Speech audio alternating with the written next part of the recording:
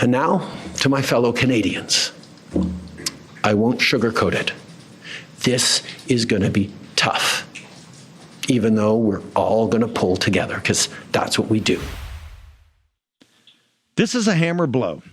To the Mexican economy, it's a hammer blow. I think within 100 days, Mexico could be in a major, recession or depression. He's done this for many reasons. One is to get their attention on about the fentanyl labs and about the cartels. And I think you're about to see, Trump is winding down and negotiating down to get out of the kinetic part of the Third World War for the forces in Ukraine and in Europe and in Russia and the Eurasian landmass. He's going to negotiate now with the Persians, as the Russians looks like they could be intermediaries about that nuclear situation.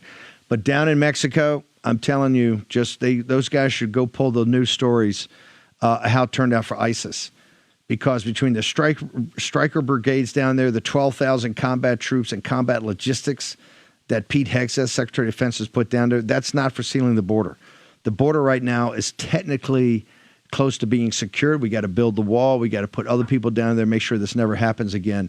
But I'm saying for at least an immediate operational basis. And they told you it can never happen. You had to pass the Senate bill. You had to do all this. That was all a lie, all misrepresentations by the Republican establishment, playing the game with the Democrats.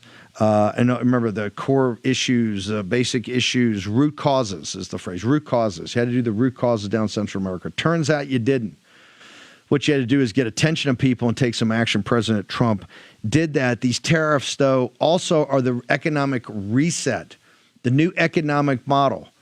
John Gardner, our next guest after the break, came up with this concept of external revenue service that up until the beginning of the IRS, the whole burden was not put on American companies, American entrepreneurs, and particularly American citizens called taxpayers.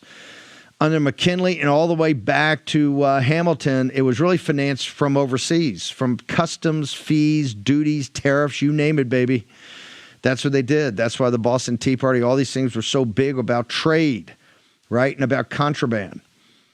John Gardner is going to tell us about tariffs, the power of tariffs to bring manufacturing jobs back. You cannot divide what happened with Taiwan semiconductor manufacturing, what happened with Apple, with these hundreds of billions of dollars of advanced manufacturing coming back to the United States, unless you think about the tariffs and the threat of tariffs that President Trump had. Sign up for free and be part of the movement. It isn't just an app. It isn't just a social media platform. It's a community. Download Get It right now.